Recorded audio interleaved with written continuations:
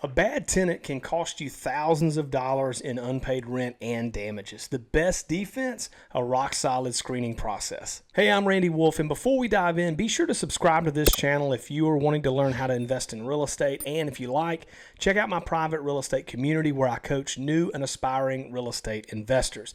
That link is in the description below. So here is my go-to screening checklist. You really want to have a good, solid checklist whenever you're considering renting a property to a tenant, because if you don't, it can cost you a lot of money and headaches. So number one is a rental application. You want to get full details. I'm talking employment, income, rental history, all of those things. Number two, you want an income verification process. I typically like to look at someone having at least 3 times the rent in monthly income. You can do that by looking at pay stubs and verify that, and it's kind of up to you where you want to land as far as the multiple of rent, but 3 times monthly rent is usually a pretty good spot to land on. The third thing is credit checks. So don't just look at the score, but check their payment history and their debt load. A lot of times, if it's an issue with their credit and it's due to like a divorce or medical bills or something like that, I usually don't put as much emphasis on that as I do if they didn't pay rent or didn't pay their automobile payment, that sort of thing. But credit check's important. Number 4, background check. You want to screen for everything like evictions, any kind of serious criminal records. A background check can save you a lot of heartache down the road, so be sure you want to do that as well.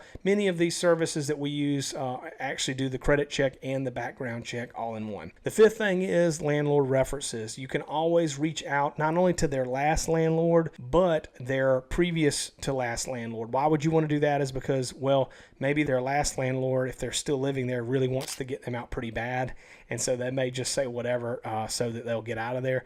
But the one before that is often a good landlord you can talk to because they have no bias one way or the other. So landlord references do come into play. Not always easy to get landlords on the phone to do this, but it's definitely worth trying to do. And number 6 for your checklist, set clear expectations. So you want to review rules and responsibilities up front. You don't want any surprises where they don't understand something or the expectation is not known. So you definitely want to make sure you lay out the expectations up front. So there's a few action steps you can take. Number 1 is sign up for some sort of tenant screening service and build this process into your routine. So I currently use Tenant, and we've been pretty happy with that. So you can check that out. You can actually, I believe, get a free account to Tenant. I'll try to remember to put the link in the description below for that. So check out Tenant. And number 2 action step is simply never skip steps, even if the tenant seems nice. Whenever you talk with a tenant, it's easy. I know I'm the type of person where I've got a warm heart and I'm like, this person seems nice, but at the end of the day, you want to have clear systems and processes in place so that you don't end up putting a nightmare tenant in your property. Because I can tell you,